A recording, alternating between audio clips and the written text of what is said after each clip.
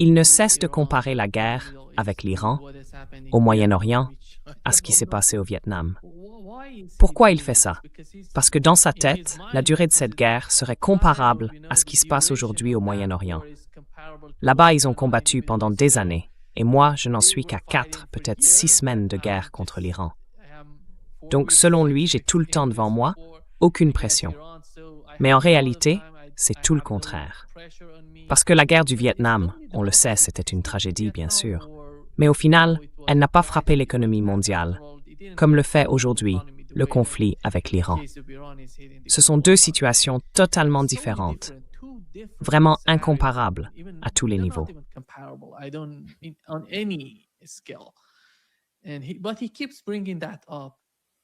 Mais il continue d'en parler. Trump est tellement drôle quand il a une petite phrase en tête. Il n'est pas vraiment... Disons que ses capacités intellectuelles sont limitées.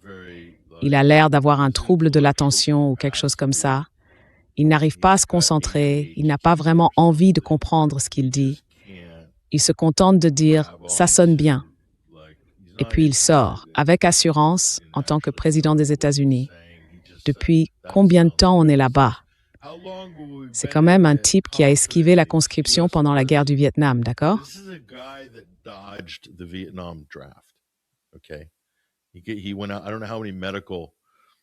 Il est parti, je ne sais pas combien de dispenses médicales il a eu pour ses épines osseuses ou peu importe, mais il a clairement tout fait pour éviter le service militaire. Et il est sans doute assez fier d'être un objecteur de la conscription.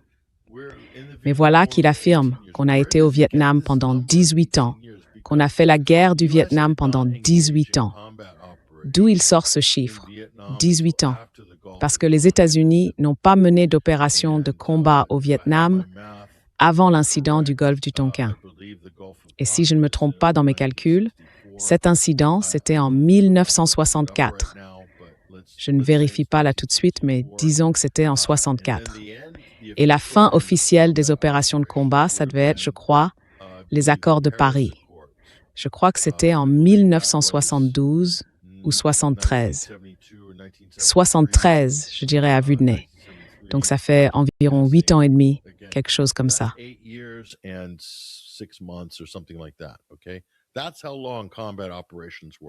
La durée des opérations de combat au Vietnam, c'était ça, pas 18 ans.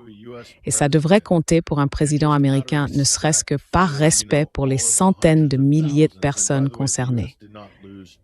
D'ailleurs, les États-Unis n'ont pas perdu seulement 56 000 soldats au Vietnam. Beaucoup d'autres sont morts après être entrés chez eux. Il y a eu énormément de décès supplémentaires, sans parler de l'agent orange, tout ça. Et puis, on oublie les 2 millions de civils vietnamiens, laotiens et cambodgiens qui ont péri. Eux, évidemment, ne comptent pas du point de vue américain. Les Arabes ou les gens d'Asie du Sud-Est sont considérés comme en dessous de l'Afrique, comme des sous-humains. Ils ne comptent pas. Ce qui compte, ce sont les soldats américains morts dans les guerres de conquête américaines. Donc oui, il ment. C'est un manque total de respect envers l'histoire et envers tous ceux qui ont donné leur vie pour une autre guerre stupide menée par l'oncle Sam.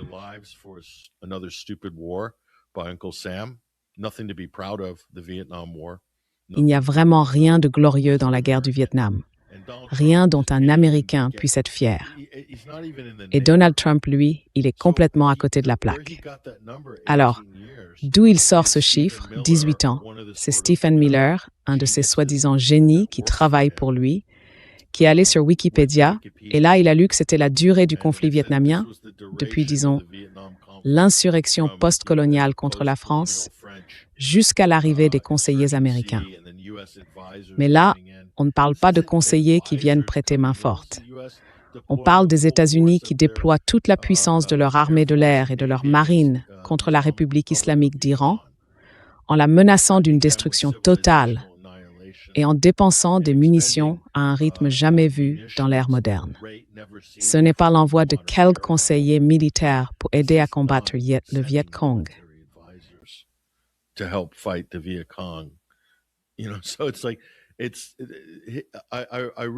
S'il n'est même pas capable de comprendre ça, sur un point aussi basique de l'histoire des États-Unis, alors je n'ai aucune confiance dans sa capacité à comprendre ce qui se passe aujourd'hui, d'une manière un tant soit peu sérieuse. Franchement, c'est juste un ignorant. On pourrait prendre quelqu'un au hasard dans la rue, et cette personne aurait sans doute une meilleure compréhension de ces questions que Donald Trump. Mais lui, il fait simplement semblant d'être président. Pour lui, c'est juste une autre version d'une émission de télé-réalité. Il passe d'une conférence de presse à l'autre, il sort ses petites phrases toutes prêtes, et il dit « Bon, la guerre de Corée, elle a duré combien de temps? Combien de temps? » Comme si c'était rien. Donc, parce que ça ne s'éternise pas pendant des années, il faudrait se taire. Arrêtez de nous critiquer. Il appelle ça une victoire militaire sans précédent. Ce n'en est pas une. C'est une guerre illégale.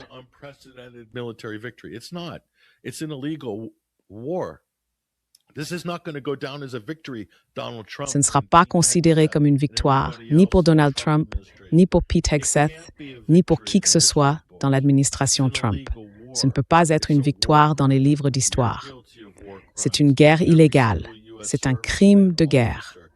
Vous êtes coupable de crimes de guerre. Chaque soldat américain, chaque officier qui exécute des ordres illégaux est lui aussi, sur le plan historique et juridique, coupable de crimes de guerre. Chaque minute où vous poursuivez cette guerre, c'est illégal. Ce ne sera jamais une victoire. À moins, enfin, à moins qu'on soit dans un scénario à la Philip K. Dick où, dans Le Maître du Haut-Château, les nazis auraient gagné la Seconde Guerre mondiale. Là, oui, ce serait le vainqueur glorieux qui écrit l'histoire, les Japonais et les nazis, comme dans le roman de Philip K. Dick. Mais ça, c'est le pays de la fiction. Et c'est exactement là où se trouve l'administration Trump.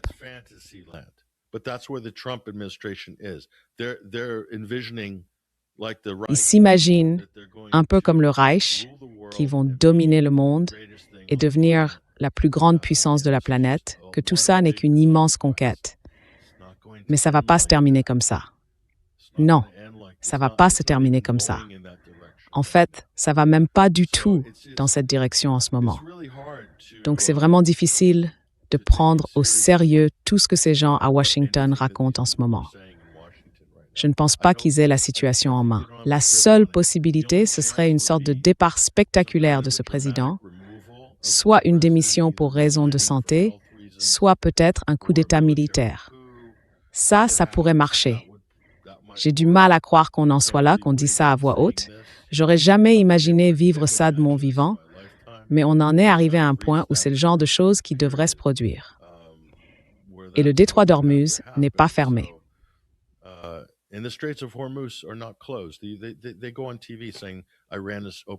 Il passe à la télé en disant que l'Iran a fermé le détroit.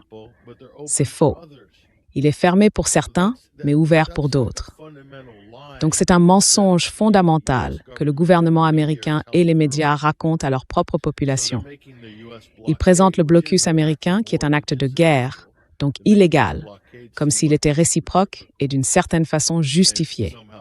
En réalité, à tous les niveaux, c'est un mensonge. Et tout ce que Trump dit sur les Iraniens, qu'il tuerait des Américains depuis 47 ans, c'est faux. Ce sont les États-Unis qui ont tué des Iraniens. Les Iraniens, eux, n'ont pas tué d'Américains.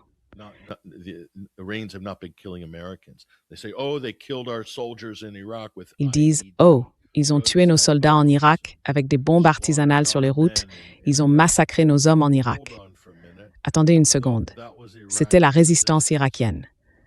Minute, vous n'avez pas envahi et occupé l'Irak sous de faux prétextes? De fausses accusations d'armes de destruction massive, comme les fausses accusations sur les armes nucléaires iraniennes que vous essayez de faire passer en ce moment.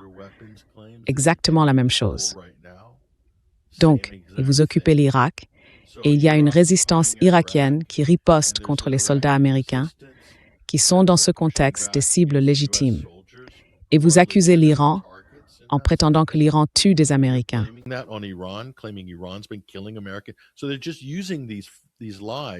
Ils utilisent simplement ces mensonges pour pousser le peuple américain à soutenir cette guerre illégale. C'est tout ce qu'ils font. Aucune excuse, rien n'a été dit sur le fait que les États-Unis ont abattu un avion de ligne iranien et tué tout le monde à bord.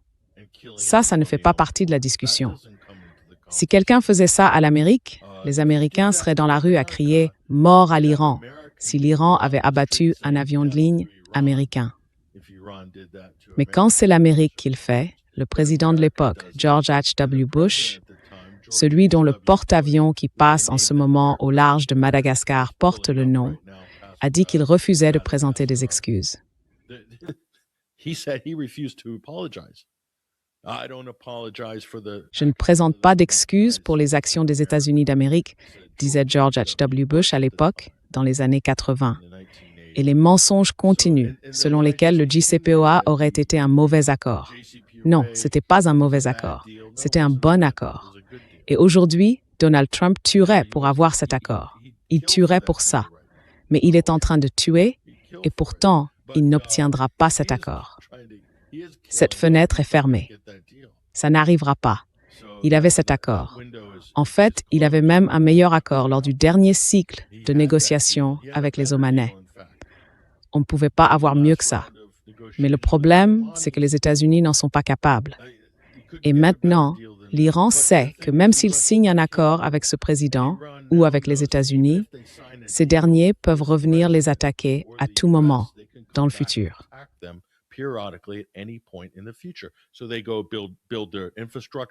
Alors, ils vont construire leurs infrastructures, ils vont reconstruire leur production et leur distribution pétrochimique. Les États-Unis et Israël, eux, vont peut-être reconstruire leurs centrales nucléaires civiles. Et Israël et les États-Unis se réservent le droit, parce que c'est une guerre d'agression non déclarée, de venir régulièrement détruire les infrastructures iraniennes. Eh bien ça ne va pas passer. Ça ne peut pas marcher. Sans parler du fait que l'Iran se réserve le droit de riposter de la même manière. Et là, l'Occident et Israël disent « c'est inacceptable, ils nous terrorisent ». Ou bien les Israéliens doivent courir se réfugier dans les abris à Tel Aviv. Ils sont traumatisés. On ne peut pas laisser faire ça.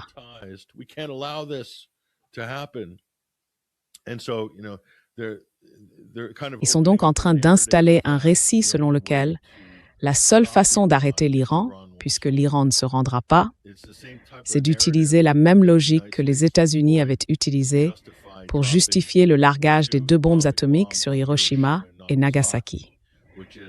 À l'époque, on disait que les Japonais étaient des combattants farouches, qu'ils ne se rendraient jamais, et qu'il fallait donc employer l'arme nucléaire pour mettre fin à cette guerre terrible, pour, soi-disant, sauver des vies, et pour stopper la catastrophe économique provoquée par la guerre et les perturbations du commerce et des chaînes d'approvisionnement.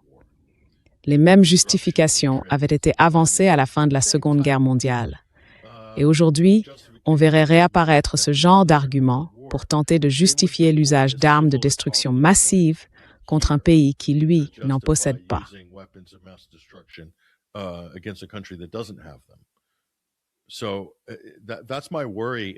Voilà ce qui m'inquiète. Si les États-Unis et Israël continuent à se coincer eux-mêmes dans une situation de plus en plus intenable, alors au fond, la seule issue qu'ils voient, c'est d'en rajouter encore. Parce qu'ils n'admettront jamais la défaite. Ils n'admettront pas qu'ils ont tort. Ils ne reconnaîtront pas leurs responsabilités. Leur seule porte de sortie, c'est de redoubler d'obstination. C'est selon moi une mentalité typiquement israélienne. Et à ce stade, Donald Trump pourrait tout aussi bien faire flotter un drapeau israélien au-dessus de la Maison-Blanche, tant ses paroles et ses actes sont indiscernables de ceux de Benjamin Netanyahou. Pour moi, c'est comme s'il y avait un gouvernement étranger à Washington, une occupation étrangère même. Je ne reconnais plus cela. Ce n'est pas une présidence américaine. Ce n'est pas une administration américaine. C'est méconnaissable aujourd'hui. Mais si vous hissiez un drapeau israélien sur la Maison-Blanche en ce moment, là oui, tout deviendrait familier. Et je comprendrais parfaitement.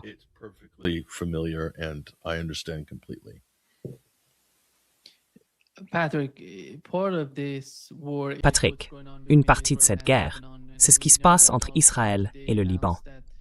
Et on sait que Donald Trump a annoncé aujourd'hui que le cessez-le-feu allait être prolongé. Ils vont accorder 3 semaines supplémentaires. Alors la question c'est, qu'est-ce que ce cessez-le-feu entre le Liban et Israël? On a l'impression qu'il s'agit d'un accord entre le gouvernement libanais et le gouvernement israélien, alors même qu'il frappe le sud du Liban. Qu'est-ce que ça veut dire concrètement? Et on a bien vu que le Hezbollah est capable de riposter.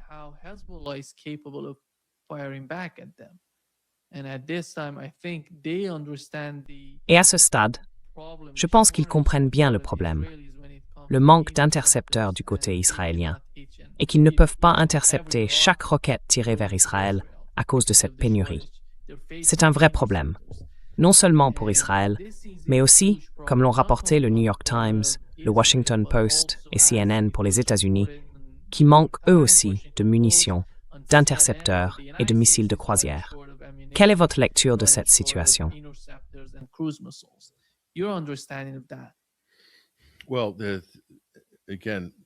Bon, encore une fois, revenons à la question de l'orientation militaire des États-Unis dans le Golfe Persique et au Moyen-Orient. À l'origine, leur présence visait, et a toujours visé, à protéger Israël. Mais elle sert aussi à donner, au moins en apparence, une forme de défense aux pays du Golfe, aux États arabes du CCG. Et ça a toujours été dans l'intérêt des États-Unis, parce qu'en réalité, ils protègent leurs pétrodollars. Et en plus de ça, ils gagnent des sommes énormes en vendant des armes aux pays arabes du Golfe.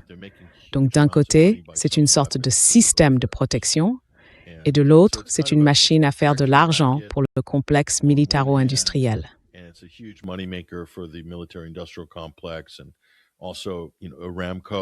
Et puis vous savez, Aramco, tout ce groupe en Arabie Saoudite, le consortium d'entreprises américaines, enfin c'était un consortium américain à l'époque, ce n'est plus le cas aujourd'hui, mais ça l'a été. Donc le Golfe a changé. En réalité, ce qu'il reste aux États-Unis, c'est de fournir une sorte de gigantesque dôme de fer pour Israël. C'est la principale fonction des États-Unis depuis Djibouti jusqu'à Diego Garcia, en passant par le Golfe Persique et toutes les autres bases américaines en Jordanie, en Arabie Saoudite, au Koweït, bien sûr, et ailleurs. Même si, il faut le dire, beaucoup d'installations à Bahreïn sont à l'arrêt, et c'est aussi largement le cas au Koweït. Quant à l'Irak, où les États-Unis avaient autrefois une présence, le nord-est de la Syrie, la base aérienne d'Incirlik en Turquie, sans oublier ce qu'ils ont à Erbil, au Kurdistan irakien et bien sûr en Israël.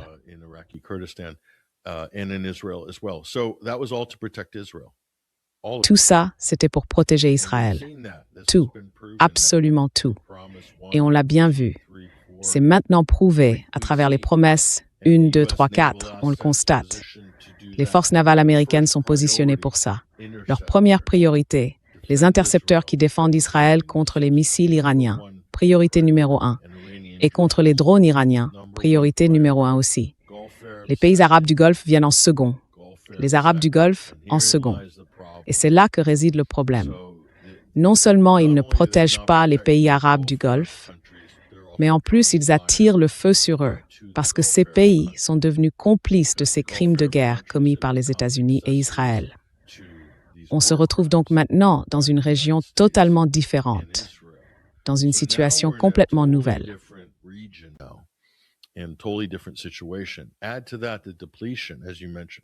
Ajoutez à cela, comme vous l'avez mentionné, l'épuisement des munitions américaines, des intercepteurs, et plus largement la fatigue et la redondance des moyens navals des États-Unis.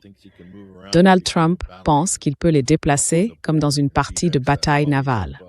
Et pendant ce temps, Pete Hegseth, lui, passe ses nuits à faire je ne sais quoi, une bouteille sur la table, en train de planifier des opérations comme celle pour récupérer l'uranium enrichi à Isfahan. Cette fameuse mission des forces spéciales, soi-disant dirigée par Pete Hegseth et la Delta Force. Un échec total. Donc non, leurs échecs ne sont pas terminés, ces types-là. Et c'est bien ça le vrai problème.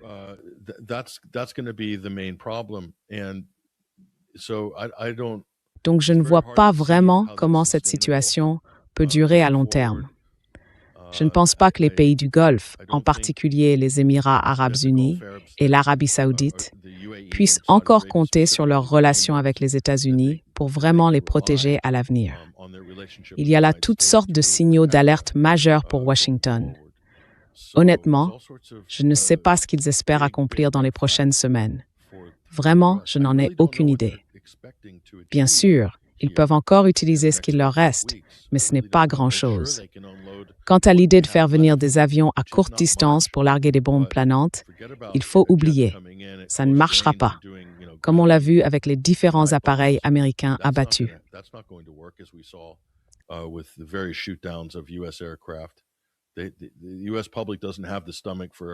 Le public américain n'a pas l'estomac pour voir des F-35 tomber du ciel, ni pour voir un destroyer américain couler au fond du golfe d'Oman. Et pourtant, c'est très probable si les hostilités reprennent. C'est cette image-là qui restera associée à Donald Trump. Et imaginez en plus un bombardier américain B-1 ou B-2 abattu. Ça s'est déjà produit au-dessus de la Yougoslavie. Si ça arrivait de nouveau, ce serait un vrai tournant, parce que cela voudrait dire que la supériorité aérienne totale n'est plus garantie. À ce moment-là, l'histoire est terminée. Vraiment terminée, sauf si les États-Unis décident d'aller plus loin, comme on l'a dit, avec des armes non conventionnelles. Et là, malheureusement, on entre dans une toute autre histoire.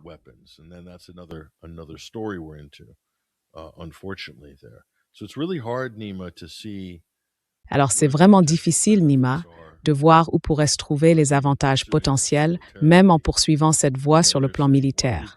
Et puis ils disent, on a tout le temps du monde. C'est ce que dit Donald Trump. Mais il n'a pas tout le temps du monde. Politiquement, non. Il est tenu en laisse, et sur le plan économique, la laisse est encore plus courte. Militairement, les États-Unis tournent vraiment à vide. S'ils tentaient une invasion terrestre, quelle qu'elle soit, ce serait perçu uniquement comme un immense acte de désespoir et un énorme geste d'orgueil. Et il ne faut pas sous-estimer, Nima, dans ce genre de situation, l'arrogance qui accompagne souvent un mégalomane ou un dictateur.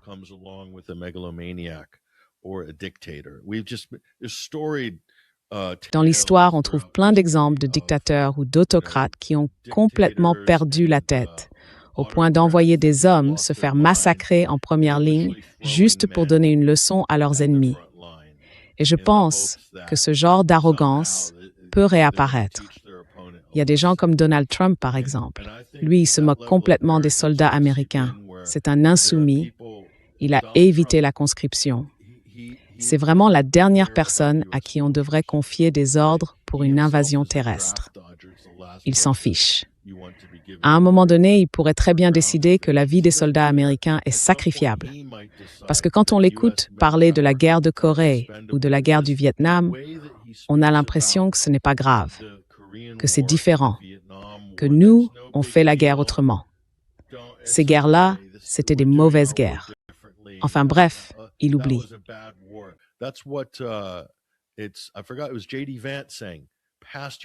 C'est J.D. Vance qui a dit cette semaine que les anciens présidents américains n'étaient pas aussi intelligents que Donald Trump.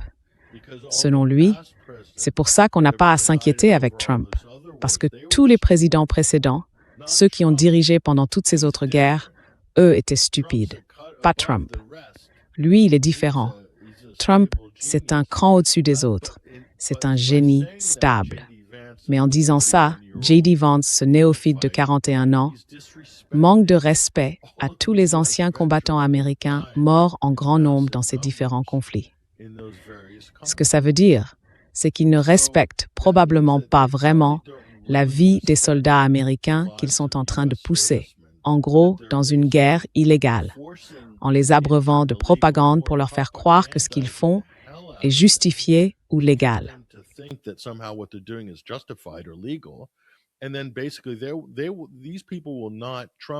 Et donc, en gros, ces gens-là, Trump, Vance et tous ces fanatiques déchaînés qui occupent aujourd'hui la Maison-Blanche, ces sortes de supplétifs d'Israël, n'ont aucun problème à envoyer des soldats américains au front comme chair à canon.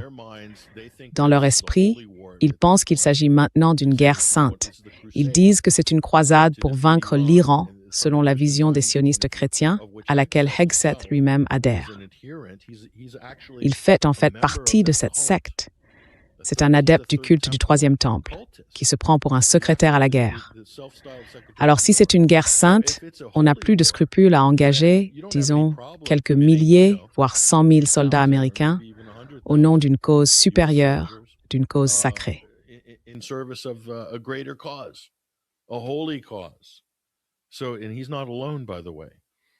Et d'ailleurs, il n'est pas le seul. Trump est entouré de tous ces fanatiques religieux qui posent leurs mains sur lui, dans ces scènes gênantes où il prie pour le président. Et pendant ce temps, ils accusent l'Iran d'être une théocratie. Ils accusent la République islamique d'Iran d'être un régime d'extrémistes religieux. Franchement, je ne crois pas. Non, c'est pas extrême du tout. C'est même plutôt rationnel posé, si on compare avec les Américains en ce moment, et un président qui publie des messages en se présentant comme la seconde venue de Jésus-Christ. Il l'a fait. Il se prend pour le Messie. Alors, du point de vue mondial, qui sont vraiment les fanatiques religieux?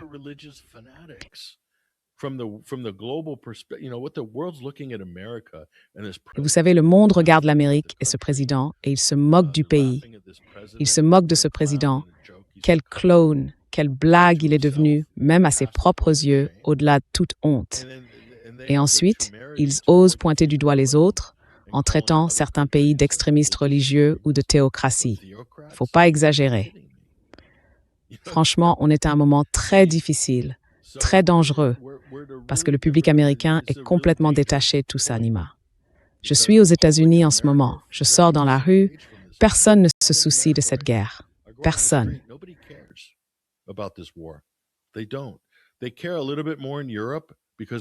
En Europe, les gens s'en soucient un peu plus parce qu'ils sont touchés bien plus durement sur le plan économique et qu'ils sont plus proches du conflit. Forcément, ils sont géographiquement plus près et ils pourraient bien subir de plein fouet d'immenses vagues de réfugiés si le conflit s'aggrave. L'Europe en paierait le prix fort. Mais les Américains, eux, ne s'en préoccupent pas. En général, non. Quand on voyage à travers le pays, et j'ai beaucoup voyagé ces derniers temps, on le voit bien, les gens ne s'y intéressent pas. Vraiment pas. Seule une toute petite minorité le fait. Et il y a aussi pas mal de gens qui s'opposent ouvertement à cette guerre illégale, à ce régime en place à Washington.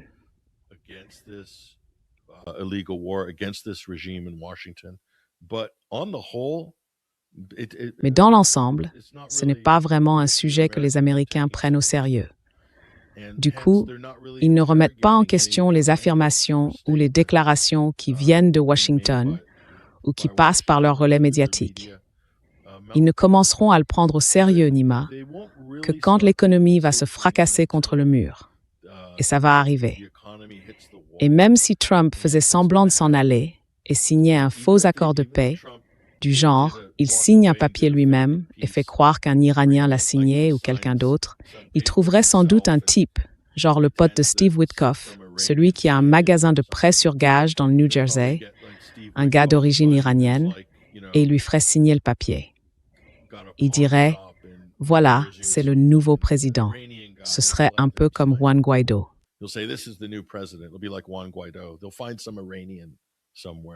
Ils vont trouver quelques Iraniens, quelque part, pour en faire le prochain président, et ils vont s'en contenter un moment jusqu'à la prochaine vague de cette crise. Je ne sais pas du tout où ils veulent aller avec ça. Il faut que Donald Trump soit écarté du pouvoir. C'est la seule issue possible.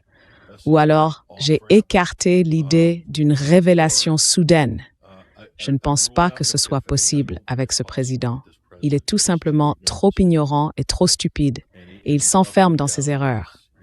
Il applique les méthodes de son mentor, l'avocat de la mafia Roy Cohn. Ne jamais admettre qu'on a tort et redoubler d'obstination. C'est aussi la tactique des négociations et de la diplomatie israélienne. Alors je ne sais pas. Franchement, je ne sais pas. C'est très difficile d'entrevoir une issue ici.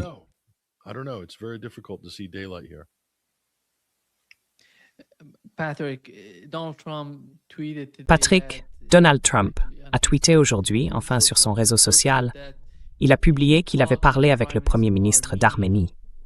Et il a dit que ce dernier comprenait parfaitement la situation, à quel point l'Iran est fragile, faible même, et qu'il était prêt à nous donner, enfin à nous laisser utiliser ses bases, ses aérodromes, dans son pays, pour agir contre l'Iran. Et puis, un peu plus tard, il a supprimé ce message. Je ne sais pas pourquoi il l'a retiré, si ça venait de son administration ou si l'Arménie l'a contacté.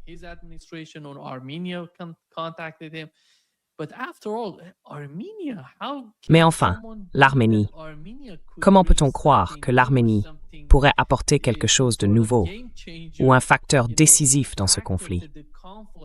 Est-ce que ce type a seulement compris de quoi il parlait? C'est un petit pays. La population n'est même pas importante. C'est minuscule. Et ils vont être détruits comme les autres pays du Golfe. Et tu penses que Donald Trump s'était inventé? Parce qu'il a dit, si vous ne négociez pas avec nous de bonne foi, si vous n'avez pas un accord avec nous, on va utiliser l'Arménie contre vous. Qu'est-ce que ça veut dire, ça?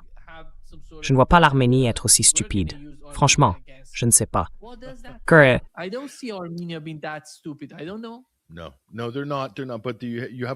Non, pas du tout. Mais vous avez une marionnette, Pachinian, et des gens soutenus par les intérêts américains, réduits à l'état de vassaux pour cette raison précise. Mais réussir à faire ça, c'est une toute autre histoire. Et ça nous ramène à la question du Liban que tu avais posée tout à l'heure, Nima, et à laquelle je n'avais pas encore répondu.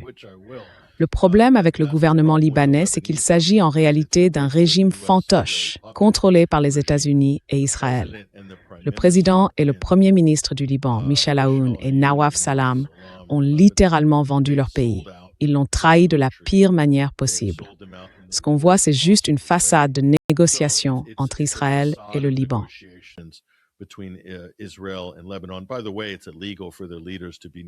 D'ailleurs, c'est illégal pour leurs dirigeants de négocier avec les Israéliens parce que, selon moi, c'est contraire à la loi au Liban. Donc, ils enfreignent leur propre loi. Pendant ce temps, Israël bombarde le Liban sans relâche, tue des civils, massacre des Libanais, bombarde Beyrouth de manière indiscriminée, sans jamais s'en excuser, et déploie des troupes au sol, occupant le sud du Liban, avec l'intention de le garder, de l'annexer, comme ils annexent en ce moment le plateau du Golan. Des colons sont d'ailleurs, à l'heure où l'on parle, en train de s'installer sur le Golan, en Syrie, avec l'approbation totale des États-Unis, d'Israël bien sûr, mais aussi du calife d'Al-Qaïda, si on peut dire, le président autoproclamé de Damas, Mohamed al-Jolani, alias al-Sharar. Mohamed al-Jolani, a.k.a. al-Sharar. C'est exactement ce qui va se passer dans le sud du Liban. Les colons vont vouloir faire valoir leurs droits et Ben Gvir sera là, en première ligne, à les encourager, avec Bezalel Smotrich et tous les autres. Ils rasent des villages libanais entiers qui existent depuis des milliers d'années, les détruisent complètement. Israël est en train de détruire des sites chrétiens sacrés et ils s'en sortent sans être inquiétés. Mais si Israël occupe militairement le sud du Liban, l'Iran pourra, avec une précision de missile, détruire tous les camps et toutes les bases israéliennes. C'est ce qui va arriver. C'est pour ça qu'il y a un cessez-le-feu. C'est pour ça que le Liban participe aux négociations. Mais Israël a déjà violé le cessez-le-feu.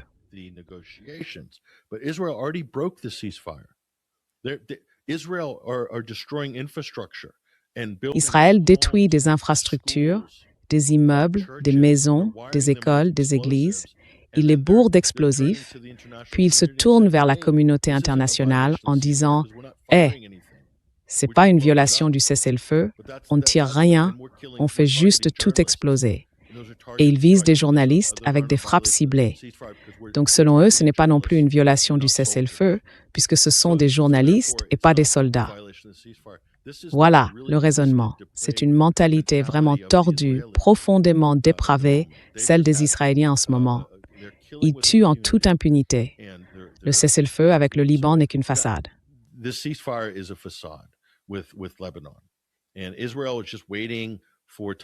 Et Israël attend simplement que le temps joue en sa faveur pour se regrouper, maximiser ses gains et consolider ses positions, parce qu'il a besoin de cette source d'eau douce du fleuve Litanie. Pour eux, c'est une question existentielle pour l'État d'Israël. Ils veulent étendre leurs frontières et ils le disent très ouvertement. Et pourtant, tout le monde reste dans le déni en disant « Oh, le projet du Grand Israël, ça n'existe pas. C'est une théorie du complot. » C'est antisémite d'en parler. Alors que Benjamin Netanyahou lui-même a déclaré publiquement cet automne que c'était bien leur ambition. Il a dit clairement que c'était le projet du Grand Israël. Vous êtes en train de le voir se dérouler sous vos yeux. Et ça ne s'arrêtera pas au sud Liban, ni en Syrie.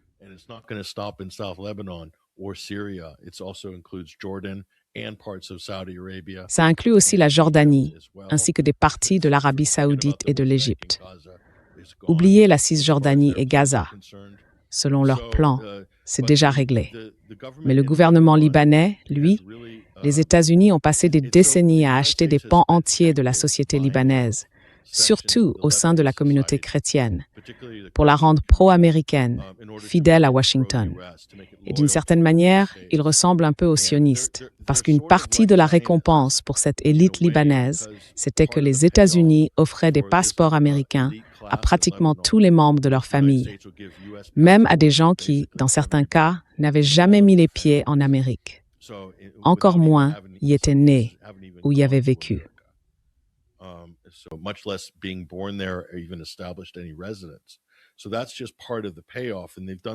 Donc ça, c'est juste une partie des paiements. Et ils ont fait tout ça de manière stratégique, notamment avec des contrats de l'USAID, en versant de l'argent à certaines familles, des familles libanaises influentes, pour, soi-disant, des projets au fil des années.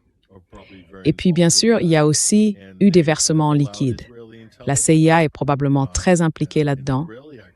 Ils ont aussi permis à des services de renseignement israéliens, à des activités et à des entreprises israéliennes d'entrer au Liban. Tout ça, c'est un processus lent qui a peu à peu affaibli ce qui était autrefois un État indépendant, le Liban, dans le but d'isoler le Hezbollah. Et maintenant, l'envoyé spécial Tom Barak appelle ouvertement à une guerre civile. Il pousse ouvertement les Libanais les uns contre les autres, les factions religieuses les unes contre les autres, en disant « Vous devez aider à désarmer le Hezbollah ».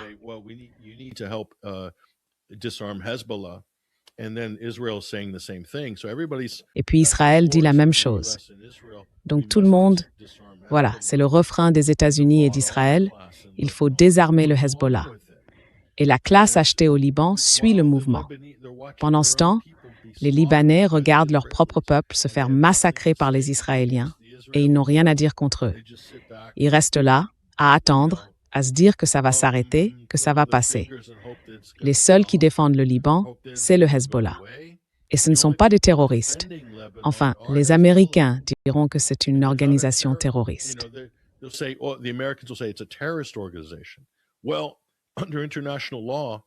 Eh bien, selon le droit international, c'est défini comme une lutte armée de libération contre une occupation illégale, parce qu'Israël n'a jamais cessé d'occuper certaines parties du territoire libanais, même avant cette nouvelle phase de la crise.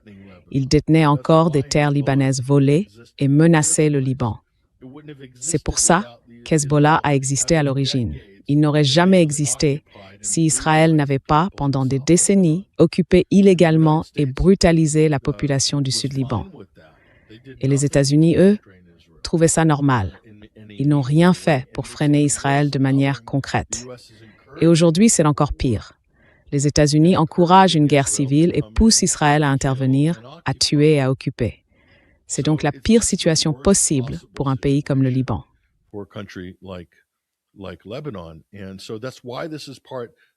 Et c'est pour ça que l'Iran a voulu inclure ce point dans les négociations, parce que tout tourne autour de la menace qu'Israël fait peser sur la région. Israël peut utiliser le Liban contre l'Iran, et les Iraniens le savent très bien.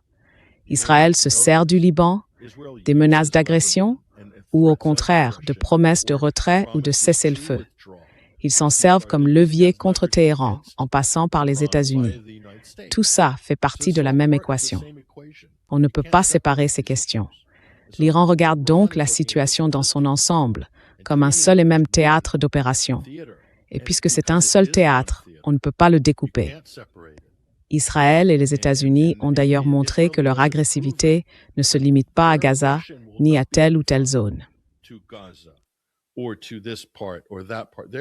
They will attack and declare war against Ils attaquent et déclarent la guerre à n'importe qui dans la région et ils l'ont déjà fait. Contre le Yémen, contre les Palestiniens, contre les Libanais, contre la Syrie, contre l'Irak et contre l'Iran. Donc c'est très clair pour les gens qui vivent dans la région d'où vient la principale menace de violence et d'agression et d'où vient la sécurité. Et c'est très clair, ce sont Israël et les États-Unis. Ce sont les deux plus grandes menaces pour la sécurité, la paix et la prospérité en Asie de l'Ouest. Il n'y a aucun doute là-dessus. Tout le monde dans la région le sait. Mais on a ce récit qui est imposé de l'extérieur pour un public occidental, israélien et du Golfe. Mais ce n'est pas la réalité. Tout le monde en Asie de l'Ouest le comprend. Ils le comprennent parfaitement maintenant. Alors, on verra. Oui, exactement.